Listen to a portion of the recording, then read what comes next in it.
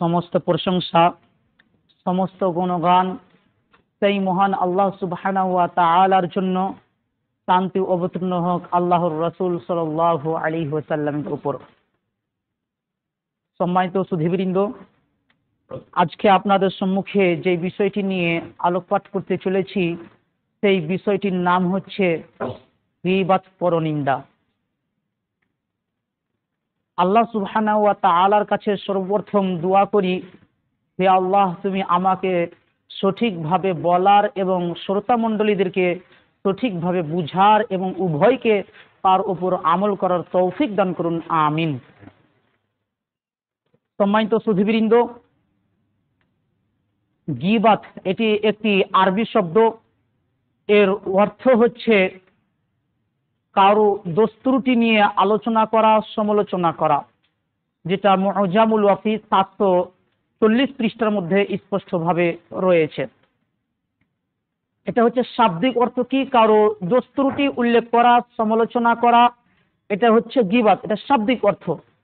আর শরীয়তের পরিভাষায় গীবত বলা হয় যেটা নবী মুহাম্মদ রাসূলুল্লাহ সাল্লাল্লাহু আলাইহি ওয়াসাল্লাম সহিহ মুসলিমের হাদিসের মধ্যে স্পষ্টভাবে বলেছেন। হাদিস নাম্বার 6593 নম্বর হাদিস। আল্লাহ নবী সাল্লাল্লাহু আলাইহি ওয়াসাল্লামকে জিজ্ঞাসা করা হলো, কিংবা আল্লাহ নবী সাল্লাল্লাহু আলাইহি ওয়াসাল্লাম জিজ্ঞাসা করছে কাদেরকে? সাহাবাদেরকে, যে মাল গীবাহ, গীবা কাকে বলে, গীবত কাকে বলে? আল্লাহ নবী জিজ্ঞাসা করছে কাদেরকে? সাহাবাদেরকে। তখন সাহাবায়ে কেরাম রাদিয়াল্লাহু তাআলা আনহুম বলছেন যে ক্বালু আল্লাহু রাসূলুহু আলাম, আল্লাহ এবং তার রাসূল ভালো জানে গীবত কাকে বলে।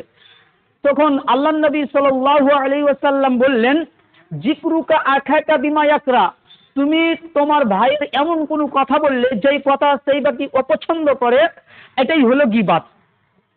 তখন সাহাবায়ে কেরাম আল্লাহ নবীকে জিজ্ঞাসা করছেন, আল্লাহ নবী, আমি যেই কথা বলছি এই কথা যদি তার মধ্যে বিদ্যমান থাকে তাহলে কি এটা গীবত হবে? অর্থাৎ একজন ব্যক্তি চুরি করেছে, আমি যদি তাকে বলি এই ব্যক্তি চোর, তাহলে কি এটা গীবত হবে? তো নবী সাল্লাল্লাহু আলাইহি ওয়াসাল্লাম বললেন যে তুমি যেই কথা বলছো ওই কথা যদি সত্যি তার মধ্যে বিদ্যমান থাকে তাহলে এটা হয়ে যাবে গীবত। তারপরে সাহাবায়ে কেরাম বলছেন, আল্লাহ নবী, আমি যেই কথা বললাম এই কথা যদি তার মধ্যে বিদ্যমান না থাকে, আমি যেই দোষ ত্রুটির কথা বললাম এই দোষ ত্রুটি যদি তার মধ্যে বিদ্যমান না থাকে তাহলে কি এটা গীবত হবে? তখন আল্লাহ নবী সাল্লাল্লাহু আলাইহি ওয়াসাল্লাম বললেন যে ফাকাদ বাহতাহু, এটা হবে অপবাদ। এটা গীবত হবে না, কিন্তু এটা হবে অপবাদ। অত্র হাদিসে কয়েকটি বিষয় রয়েছে। এক নম্বর, আল্লাহ নবী সাল্লাল্লাহু আলাইহি ওয়াসাল্লাম সাহাবাদেরকে জিজ্ঞাসা করলেন কি, যিকরুকা আখাকা বিমা ইয়াকরা, তোমরা কি জানো গীবত কাকে বলে? তখন সাহাবায়ে কেরাম রাদিয়াল্লাহু তাআলা আনহুমের প্রথম উত্তর কি ছিল? ক্বালু আল্লাহু রাসূলুহু আলাম, আল্লাহ এবং তার রাসূল সব থেকে বেশি ভালো জানে গীবত কাকে বলে। এখানে একটা বিষয় স্পষ্টভাবে বোঝা যায় যে যার জ্ঞান নেই ওই ব্যক্তি বলবে আমি জানি না, যার জ্ঞান নেই ওই ব্যক্তি স্পষ্টভাবে বলবে আমি জানি না। কেন? আল্লাহ সুবহানাহু ওয়া তাআলা পবিত্র কোরআন সূরা বানী ইসরাঈল সূরা নম্বর 17 আয়াত নম্বর 36 এর মধ্যে আল্লাহ তাআলা বলছেন, ওয়ালা তাকফু মা লাইসা লাকা বি ইলম, যেই বিষয়ে তোমার জ্ঞান নেই ওই বিষয়ে তুমি কথা বলো না। অতএব সাহাবায়ে কেরাম রাদিয়াল্লাহু তাআলা আনহুমের হয়তোবা এই বিষয়ে ধারণা ছিল না, এই জন্য সাহাবায়ে কেরাম রাদিয়াল্লাহু তাআলা আনহুম সরাসরি বললেন কি, ক্বালু আল্লাহু রাসূলুহু আলাম, আল্লাহ এবং তার রাসূল সব থেকে ভালো জানে গীবত কাকে বলে। এখন যদি আপনি না জেনে ফতোয়া দিয়ে দেন, না জেনেই যদি আপনি প্রশ্নের উত্তর দিয়ে দেন, তাহলে মানুষ বিভ্রান্তির মধ্যে পড়ে যাবেন। এর গুনাহ আপনাকে নিতে হবে, যেটা সুনানে ইবনে মাজাহ হাদিস নম্বর 52 এর মধ্যে স্পষ্টভাবে রয়েছে যে আপনি যে ফতোয়া দিবেন ওই ফতোয়া যদি সঠিক না হয় তাহলে গুনাহ আপনার উপরে বর্তাবে। অতএব অত্র হাদিস প্রমাণ করে কি, যে আপনার যে বিষয়ে জ্ঞান নেই ওই বিষয়ে বলবেন আমি জানি না। ইমাম মালিক রাহমাহুল্লাহকে জিজ্ঞাসা করা হয়েছিল, মুআত্তা মালিকের 9 নম্বর হাদিসের বর্ণনায় রয়েছে, ইমাম মালিক রাহমাহুল্লাহকে একটা মাসআলা জিজ্ঞাসা করা হয়েছে, তখন ইমাম মালিক রাহমাহুল্লাহ বলেছেন লা আদরি, আমি জানি না। এই মাসআলার জবাব কি হবে? আমি জানি না। তার মানে বোঝা কি যাচ্ছে, যেই বিষয়ে আপনার জ্ঞান নেই ওই বিষয়ে চুপ থাকবেন। 2 নম্বর, যেই হাদিস উল্লেখ করেছি ওই হাদিস থেকে কি বোঝা গেল, যে একজন ব্যক্তি চুরি করেছে আর তারপরে যদি আপনি বলেন চোর, তাহলে এটা হয়ে যাবে গীবত। কেন? আপনি ওই ব্যক্তিকে অপমান করলেন, এটা হয়ে যাবে গীবত, আর কিয়ামতের মাঠে আপনাকে পাকড়াও করা হবে। অতএব গীবাত থেকে খুব সাবধান থাকবেন। গীবাত মানুষের নেকিকে খেয়ে নেই, গীবাত মানুষের নেকিকে একদম শেষ করে দেয়। আপনি দিন রাত 5 ওয়াক্ত নামাজ পড়ছেন, দিন রাত আপনি তাহাজ্জুদের সালাত আদায় করে আসছেন, কিন্তু মানুষের আপনি গীবাত ছাড়তে পারলেন না, মানুষের গীবাত করছেন, আপনার সব নেকি নষ্ট হয়ে যাবে।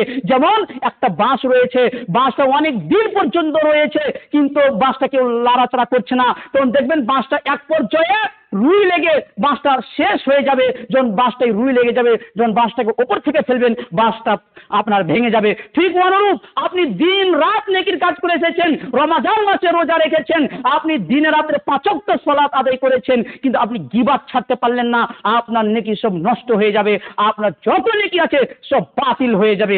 এই জন্য আব্দুল্লাহ বিন মুবারক রাহমাহুল্লাহ বলছেন, যেটা আর রিসালাতুল কুশাইরিয়া প্রথম খণ্ড 292 পৃষ্ঠার মধ্যে স্পষ্টভাবে রয়েছে। আব্দুল্লাহ বিন মুবারক রাহমাহুল্লাহ বলছেন, ফিররা মিনাল মাগতাব, তোমরা গীবাতকারী থেকে ওইভাবে পালায়ন করো, ফিরারিকা মিনাল আসাদ, যেইভাবে তোমরা বাঘ থেকে পালায়ন করো, গীবাতকারী থেকে তোমরা ওইভাবে পালিয়ে যাও।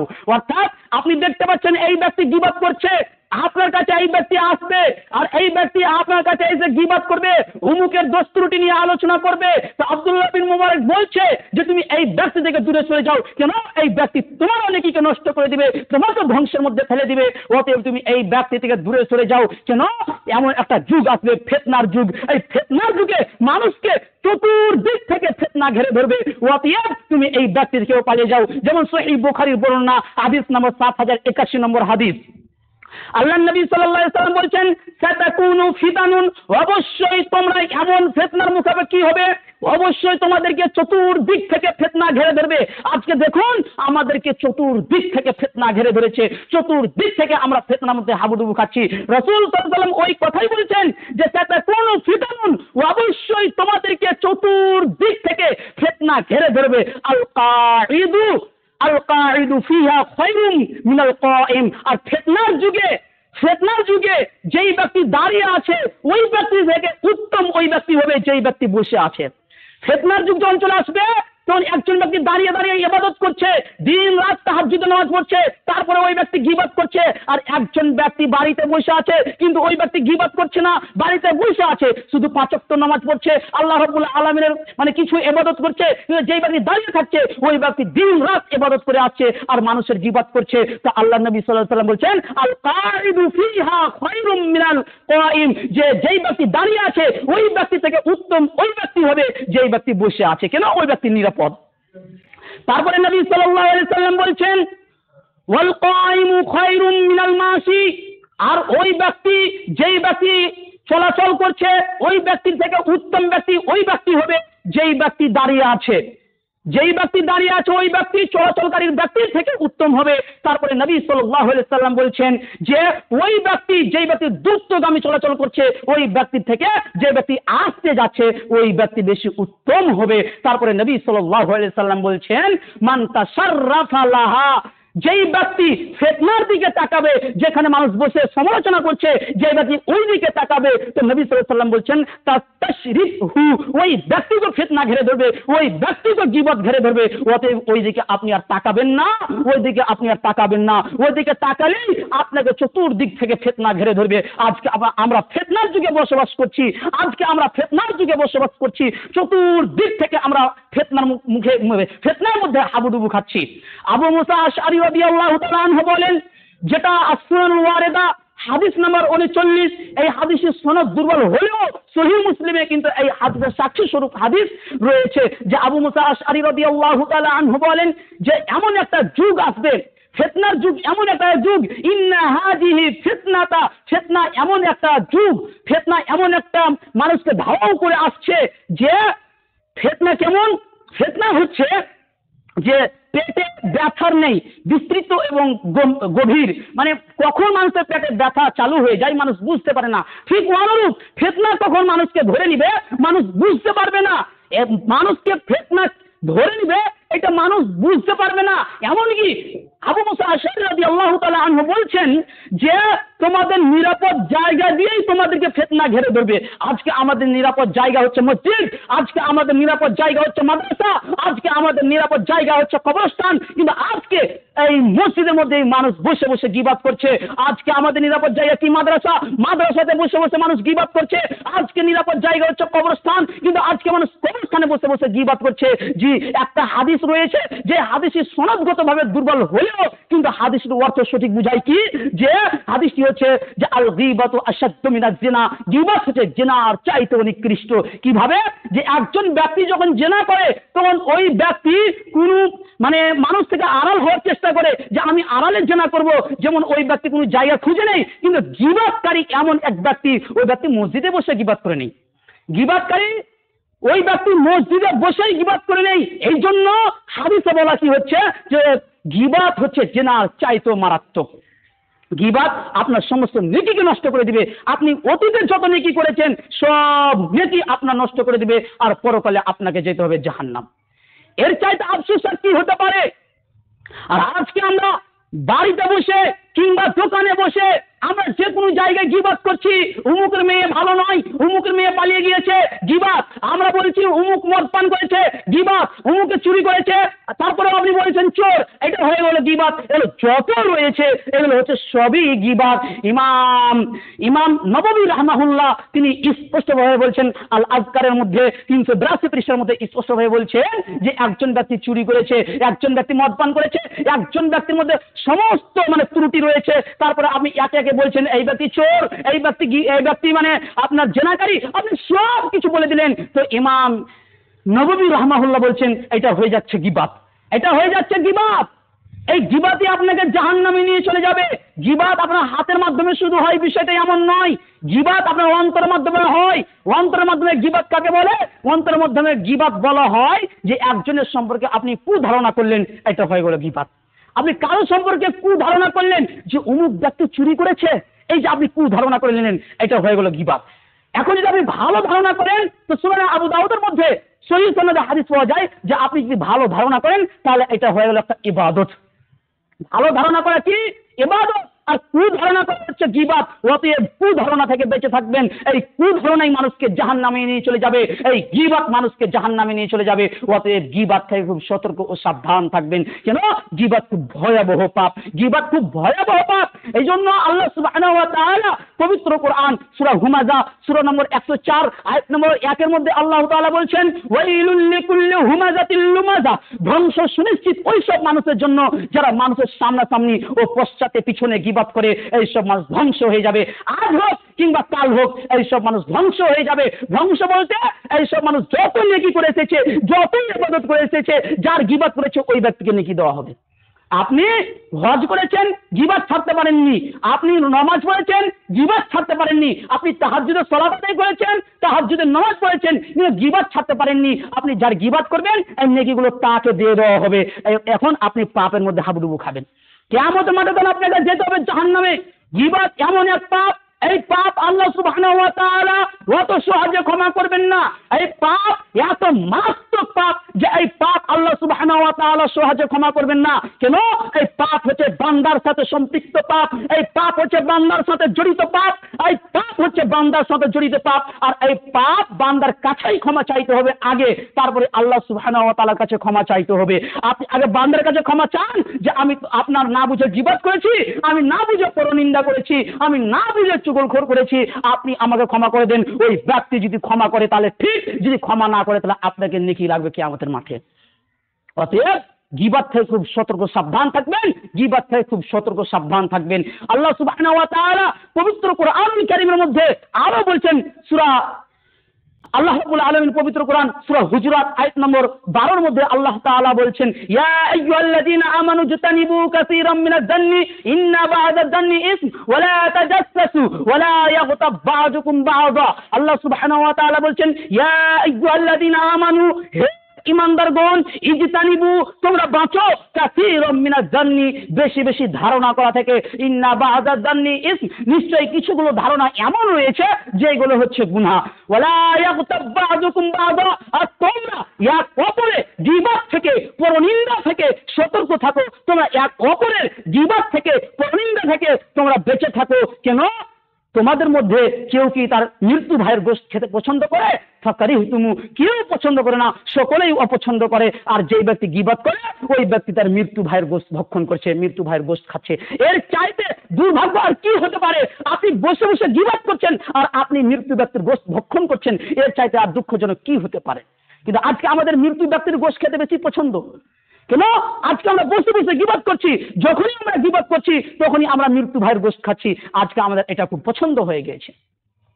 সম্মানিত সুধীবৃন্দ, আয়াতের প্রতি লক্ষ্য করুন। আল্লাহ সুবহানাহু ওয়া তাআলা কি বলছেন? ইয়া আইয়ুহাল্লাযীনা আমানু, হে ঈমানদারগণ, ইজতানিবু, তোমরা বাঁচো, কাসীরাম মিনাজ জান্নি, বেশি বেশি ধারণা করা থেকে। তার মানে কি বুঝতে পারলাম আয়াতে?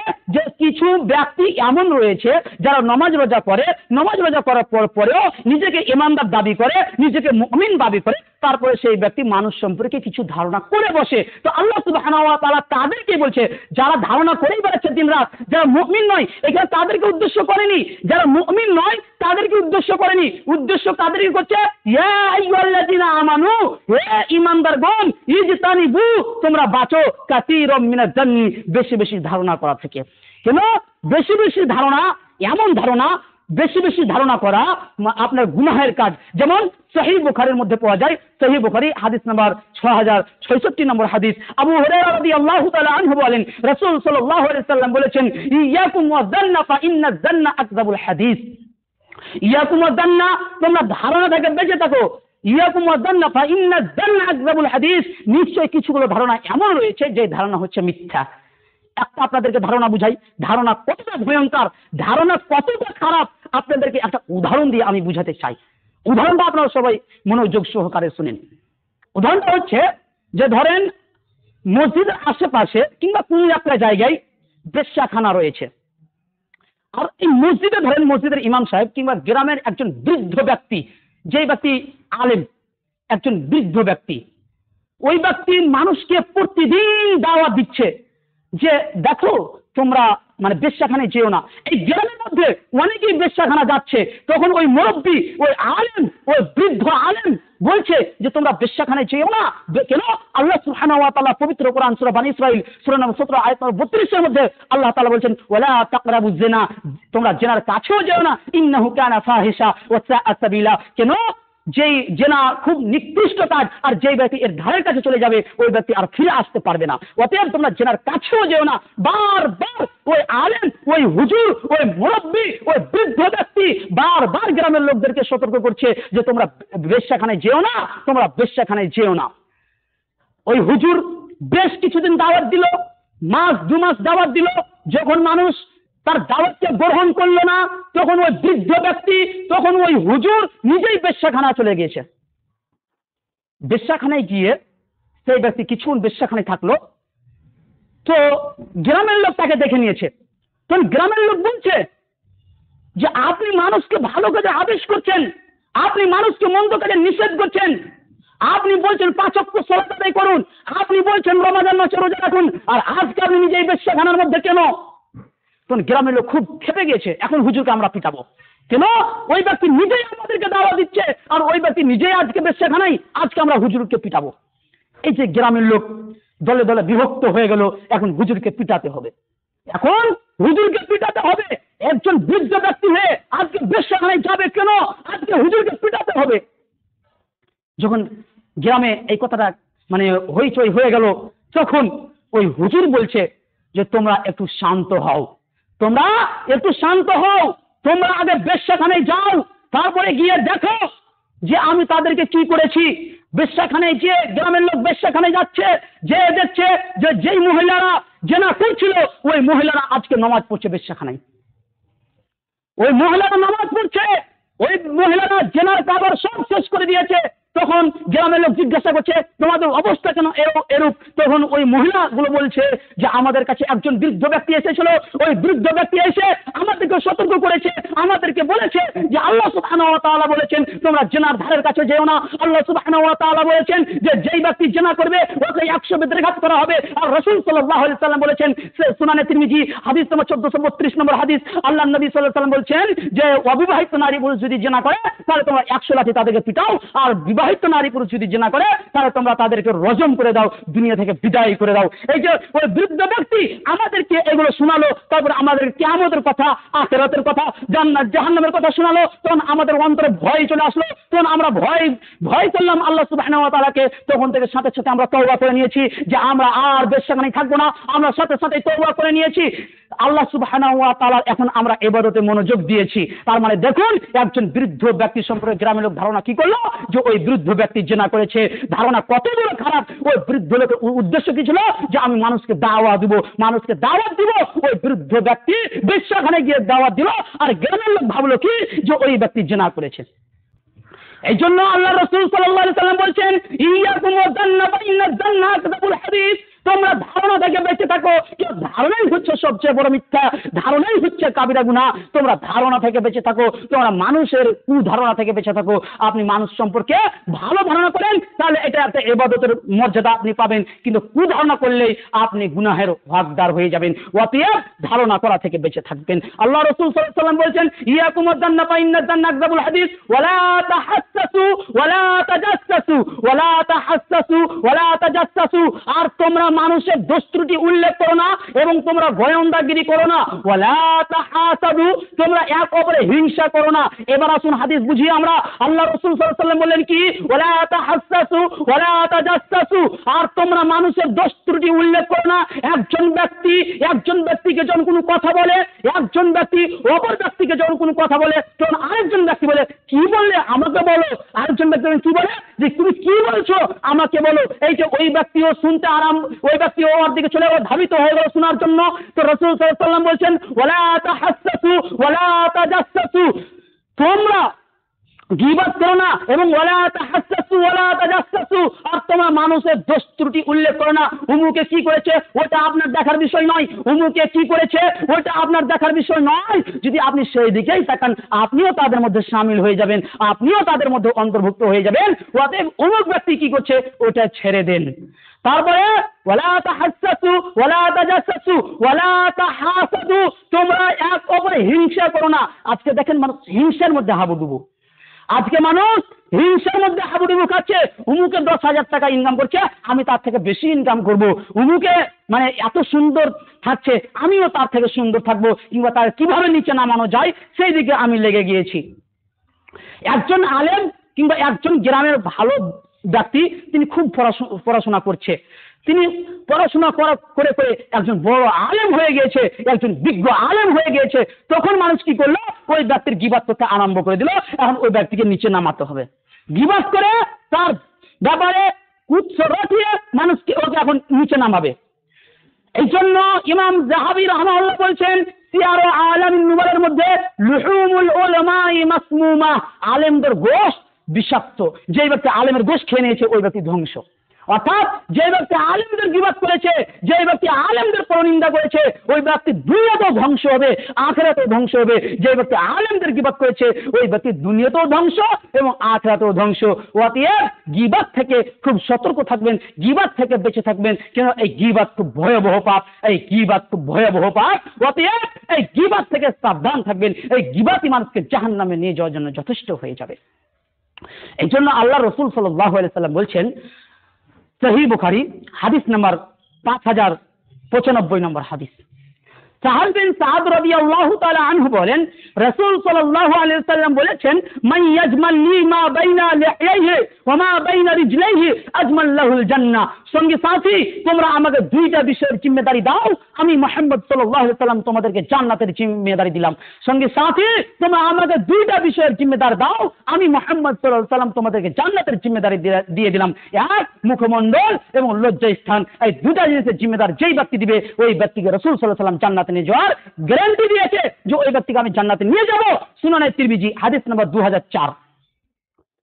আবু হুরায়রা রাদিয়াল্লাহু তাআলা আনহু বলেন, সুইলা রাসূলুল্লাহ সাল্লাল্লাহু আলাইহি ওয়াসাল্লাম, আল্লাহ রাসূল সাল্লাল্লাহু আলাইহি ওয়াসাল্লামকে জিজ্ঞাসা করা হলো, আল্লাহ রাসূল, আন আকতারি মা ইউদখিলুন নাস আল জান্নাহ, আল্লাহ রাসূল এমন কি আমল রয়েছে যে আমল করলে মানুষ সরাসরি জান্নাতে প্রবেশ করবে? আল্লাহ রাসূল এমন কি কর্ম রয়েছে যে কর্ম করতে গেলে মানুষ সরাসরি জান্নাতে প্রবেশ করবে, তাকে আর কোনো কিছু যে বাধা প্রদান করতে পারবে না, কি এমন কর্ম রয়েছে আল্লাহ রসুল আমাদেরকে বলে দেন। তখন আল্লাহ রসুল সাল্লাল্লাহু আলাইহি ওয়াসাল্লাম বললেন, তাকওয়াল্লাহ, আল্লাহর ভয়, ওয়া হুসনুল খুলুক, এবং সুন্দর চরিত্র, এই দুইটা জিনিস যার মধ্যে আছে ওই ব্যক্তি সরাসরি জান্নাতে প্রবেশ করবে।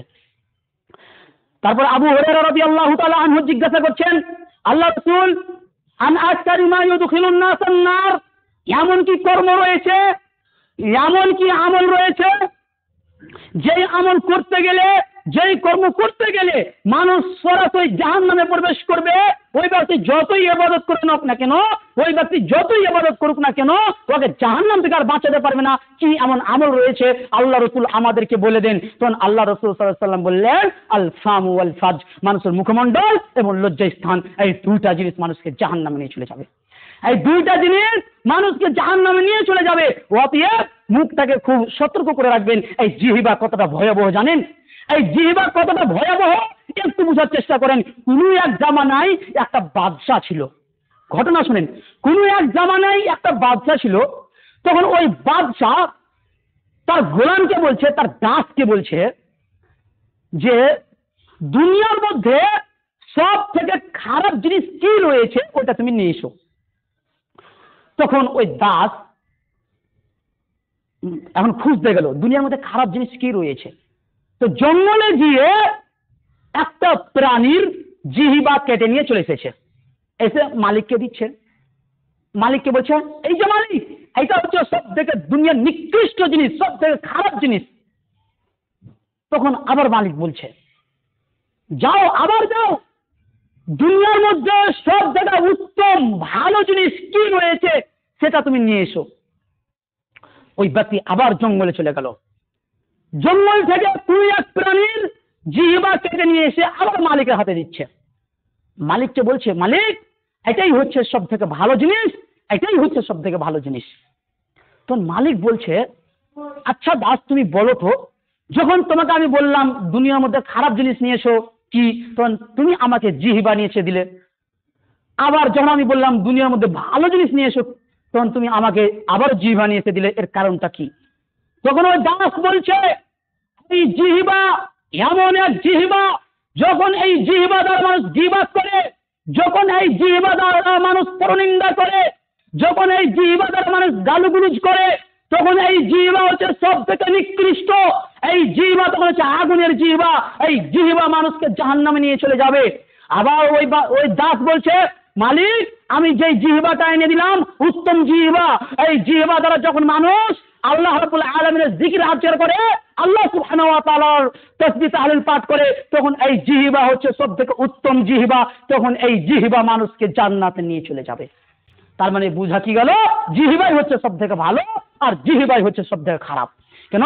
এই জিহ্বা দ্বারা যখন আপনি আল্লাহ রাব্বুল আলামিনের জিকির আজকার করবেন, তখন এই জিহ্বা সব থেকে ভালো। আর এই জিহ্বা দ্বারা যখন মানুষের গীবত পরনিন্দা করবেন, তখন এই জিহ্বা সব থেকে খারাপ। তখন এই জিহ্বা আপনাকে জাহান্নামে নিয়ে চলে যাবে। সব থেকে নিকৃষ্ট জিনিস কি? সহিহ বুখারী হাদিস নম্বর 6058 এবং মিশকাতুল মাসাবিহ, এছাড়াও অসংখ্য গ্রন্থে হাদিসটি রয়েছে। আল্লাহ নবী সাল্লাল্লাহু আলাইহি ওয়াসাল্লাম বলছেন, তাজিদুনা শাররান নাসি জাল ওয়াজহাইন আল্লাযী ইয়াতি হাউলাই বিওয়াজহিন ওয়া ইয়াতি হাউলাই বিওয়াজহিন। অর্থাৎ কিয়ামতের মাঠে ওই ব্যক্তি সব থেকে নিকৃষ্ট বদ ব্যক্তি হবে, যেই ব্যক্তি এইখানে এক কথা বলেছে, ওইখানে এক কথা বলেছে, এইখানে এক মুখ নিয়ে এসেছে, ওইখানে এক মুখ নিয়ে গিয়েছে। ওই ব্যক্তি কিয়ামতের মাঠে সব থেকে বদ ব্যক্তি হবে, সব থেকে নিকৃষ্ট ব্যক্তি হবে। তার মানে প্রমাণ কি হলো? এই জিহ্বাই হবে কিয়ামতের মাঠে সব থেকে নিকৃষ্ট, সব থেকে খারাপ। আর এই জিহ্বাই হবে সব থেকে ভালো। যারা সহিহ বুখারীর সর্বশেষ নম্বর হাদিস থেকে স্পষ্টভাবে প্রমাণ পাওয়া যায়, তখনই হয়ে যাবে এই জিহ্বা সব থেকে ভালো, যখন এই জিহ্বা দ্বারা আপনি আল্লাহ সুবহানাহু ওয়া তাআলাকে স্মরণ করবেন।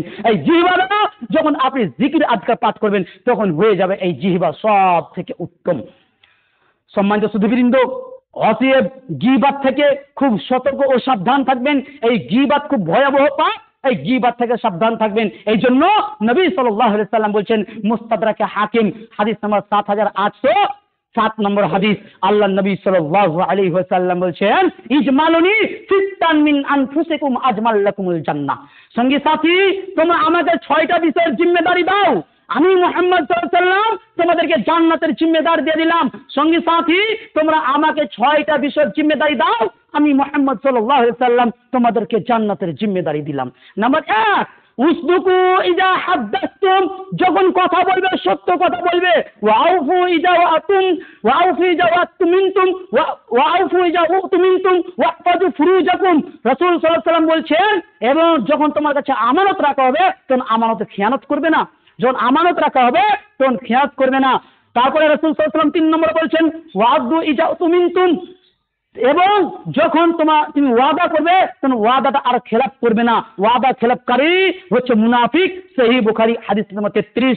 অতএব ওয়াদা খেলাপ করবেন না। ওয়াদা যদি খেলাপ করে নেন তাহলে আপনি হয়ে যান মুনাফিক। যাকে আপনি ওয়াদা দিয়েছেন ওয়াদা পূর্ণ করতে হবে, ওয়াদা পূর্ণ করা একদম বাধ্যতামূলক, ওয়াদা পূর্ণ করবেন। 3 নম্বর যে ওয়াদা পূর্ণ করবে। 4 নম্বর ওয়াহফাজু ফুরুজাকুম, তুমি তোমার লজ্জাস্থানের হেফাজত করবে, তুমি তোমার লজ্জাস্থানের হেফাজত করবে। 5 নম্বর ওয়াগুযু আবসারাকুম, তুমি তোমার চক্ষুকে নিচু রাখবে। 6 নম্বর ওয়াকুফু আইদিয়াকুম, তুমি তোমার হাতকে সংবরণ করে রাখবেন, হাতকে হেফাজত রাখবেন। অন্যায়ভাবে কাউকে এক থাপ্পড় মেরে দিয়েন না। অন্যায়ভাবে যদি আপনি এক থাপ্পড় মারেন তাহলে এই হাতই কিয়ামতের মাঠে আপনার বিপক্ষে সাক্ষী দিবে, আপনাকে তখন নেকি দিয়ে বুঝাতে হবে। অতএব যে ব্যক্তি এই 6টা বিষয়ের জিম্মেদারি দিয়েছে, নবী মুহাম্মদ সাল্লাল্লাহু আলাইহি ওয়াসাল্লাম বলছেন ওকে জান্নাতের জিম্মেদারি দিলাম। এক, যে আপনি যখনই কথা বলবেন সত্য কথা বলবেন, মনে রাখবেন যখনই কথা বলবেন সত্য কথা বলবেন। নম্বর 2, ওয়াদা করলে পূর্ণ করবেন। নম্বর 3, আমানতে খিয়ানত করবেন না। নম্বর 4, লজ্জাস্থানের হেফাজত করবেন। নম্বর 5, চক্ষুকে নিচু রাখবেন। কেন? এই চক্ষু খুব ভয়াবহ জিনিস, এই চক্ষু মানুষকে জাহান্নামে নিয়ে চলে যাবে, এই চক্ষু মানুষকে জাহান্নামে নিয়ে চলে যাবেন। অতএব এই চক্ষুকে খুব সতর্ক ও সাবধান রাখবেন। নাম্বার 6, নবী মুহাম্মদ সাল্লাল্লাহু আলাইহি ওয়াসাল্লাম বলেছেন হাতকে সংবরণ করে রাখবেন, অন্যায়ভাবে কাউকে মারবেন না। অন্যায়ভাবে যদি কাউকে মেরে দেন তাহলে এই হাতই আপনাকে জাহান্নামে নিয়ে যাওয়ার জন্য যথেষ্ট। তা এই 6টা বিষয়ের জিম্মেদার যেই ব্যক্তি দিবে ওই ব্যক্তিকে রাসূল সাল্লাল্লাহু আলাইহি ওয়াসাল্লাম জান্নাতের জিম্মেদার দিয়ে দিয়েছে। অতএব এই 6টা বিষয়ের উপর আল্লাহ সুবহানাহু ওয়া তাআলা যেন আমাদেরকে আমল করার তৌফিক দান করুন, সকলে আমিন। সম্মানিত সুধীবৃন্দ, গীবাত খুব ভয়াবহ জিনিস, এই জন্য সালাফগণ খুব কঠোরভাবে বলতেন। আপনি যে কোনো একটা গ্রন্থ দেখেন, আব্দুল্লাহ বিন মুবারকের গ্রন্থগুলো কিংবা ইমাম ইবনুল কাইয়িম আল জাওজি রাহমাহুল্লাহর গ্রন্থ দেখেন, সেখানে স্পষ্ট ভাবেন সালাফগণ বলছেন যে একজন ব্যক্তি দিন রাত নামাজ পড়ছে, ওই ব্যক্তি 5 ওয়াক্ত সালাত আদায় করছে, ওই ব্যক্তি মানে দুনিয়াতে ওই ব্যক্তিকে সব কিছু দেওয়া হয়েছে, যত ধন সম্পদ হয়েছে ওই ব্যক্তিকে, একজন ব্যক্তিকে সব কিছু দেওয়া হয়েছে, আর ওই ধন সম্পদ থেকে ওই ব্যক্তি সব কিছু সাদকা করে দিয়েছে। যেটা ইমাম ইবনে ওয়াহাব রাহমাহুল্লাহ বলছে যে একজন ব্যক্তিকে ধন সম্পদ দেওয়া হয়েছে পৃথিবীর বুকে, ওই ব্যক্তিকে সব কিছু দেওয়া হয়েছে, মুকেশ আম্বানিকে যা দেওয়া হয়েছে তার থেকে বেশি ওই ব্যক্তিকে দেওয়া হয়েছে, আর ওই ব্যক্তি সব কিছু সাদকা করে দিয়েছে। তবুও ওই ব্যক্তি আমার কাছে অতটা পছন্দনীয় নয় যতটা পছন্দনীয় একজন ব্যক্তি গীবাত থেকে সতর্ক থাকছে। অর্থাৎ ওই ব্যক্তি দান খয়রাত করেছে কিন্তু গীবাতটা ছাড়তে পারেনি, ওই ব্যক্তি অত পছন্দ নয়।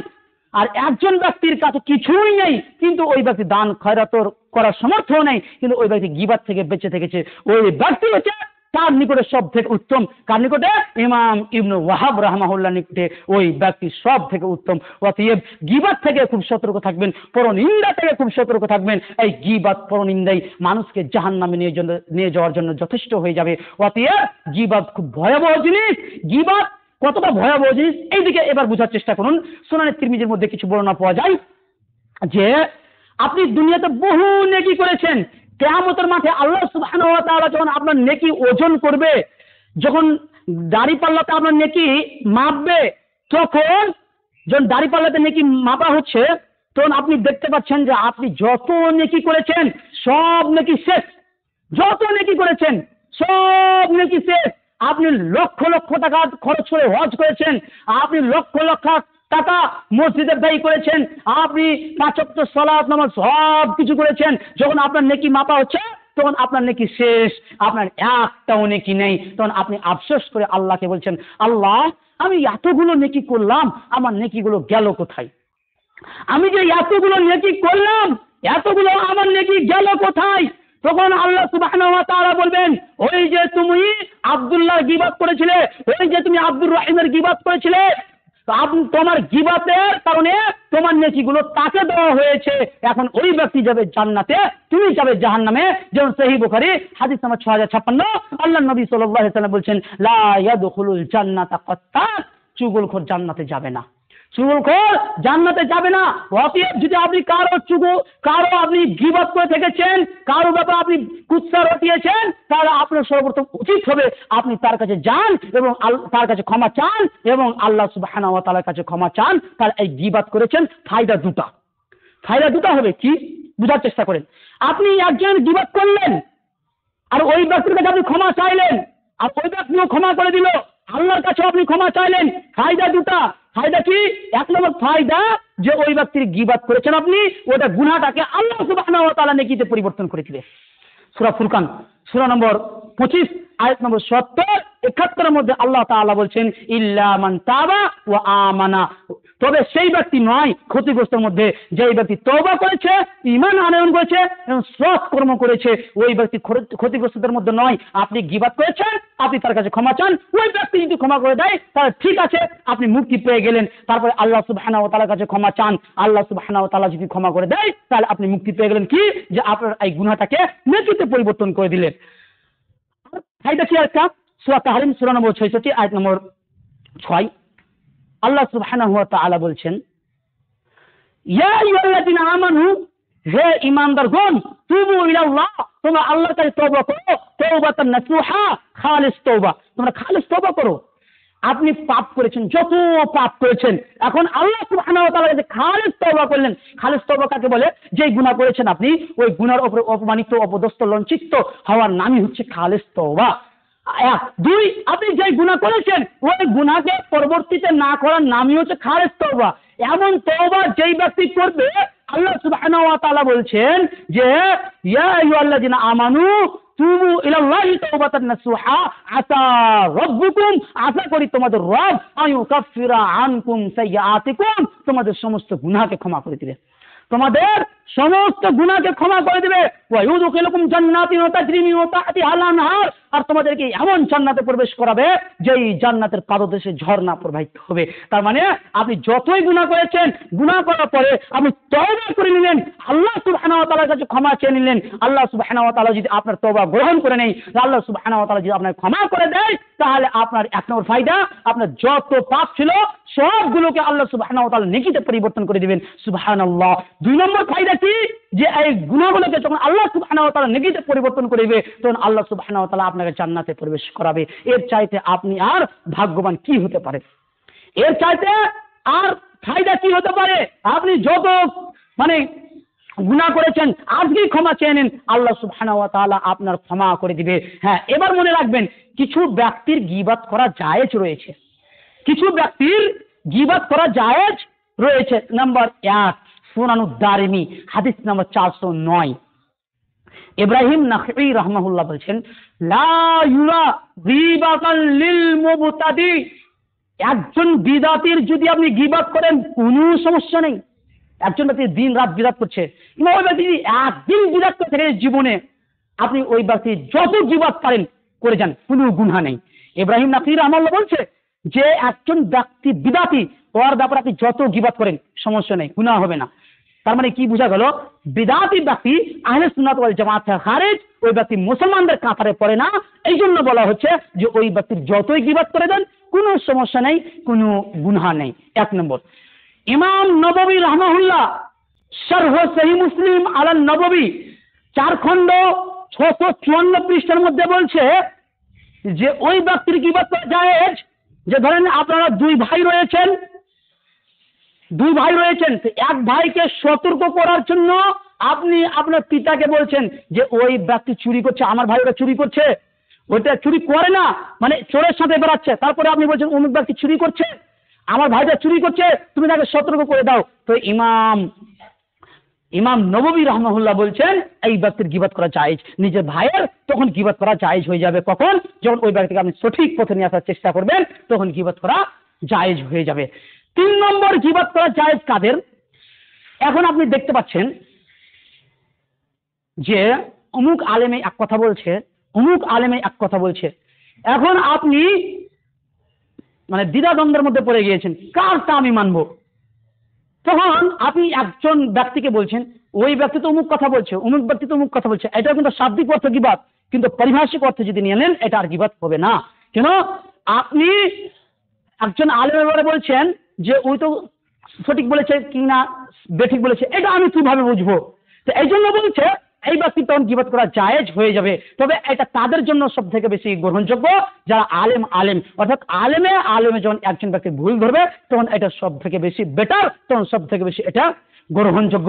অতএব সাধারণ মানুষ যেন এইদিকে পা না বাড়ায়, সাধারণ মানুষ যেন এইদিকে পা না বাড়ায়, নচেত সাধারণ মানুষও ধ্বংস হয়ে যাবে, সাধারণ মানুষও ধ্বংস হয়ে যাবে। এখন ফিতনার যুগ, এখন ফিতনা ফাসাদের যুগ। ফিতনা ফাসাদের সময় আপনি নিজের ঈমানকে বাঁচিয়ে রাখেন, আপনি নিজের ঈমানকে যদি বাঁচিয়ে রাখেন, ফিতনা ফাসাদের সময় যদি আপনি অল্প ইবাদত করেন তবু আপনি যথেষ্ট নাজাত পেয়ে যাবেন, আপনি অল্প ইবাদত করলেও নাজাত পেয়ে যাবেন। অতএব আল্লাহ সুবহানাহু ওয়া তাআলার কাছে দোয়া করি, হে আল্লাহ তুমি আমাদের সকলকে গীবত থেকে দূরে থাকার তৌফিক দান করুন, সকল বলুন আমিন। এখান থেকে আমি আমার বক্তব্য ইতি করছি। আল্লাহ সুবহানাহু ওয়া তাআলার কাছে আবার দোয়া করি, হে আল্লাহ আমাদের মধ্যে যারা নামাজ পড়ছে না তুমি তাদেরকে নামাজ পড়ার তৌফিক দান করুন, আমিন। হে আল্লাহ আমাদের মধ্যে যারা অসুস্থ রয়েছে তুমি তাদেরকে আরোগ্য দান করুন, সকল বলুন আমিন। হে আল্লাহ আমাদের মধ্যে যারা মারা গিয়েছে তুমি তাদের কবরের শাস্তি মাফ করে দিন, সকল বলুন আমিন। এখান থেকে আমি আমার বক্তব্য ইতি করছি। ওয়া আখিরু দাওয়ানা আনিল হামদুলিল্লাহি রাব্বিল আলামিন।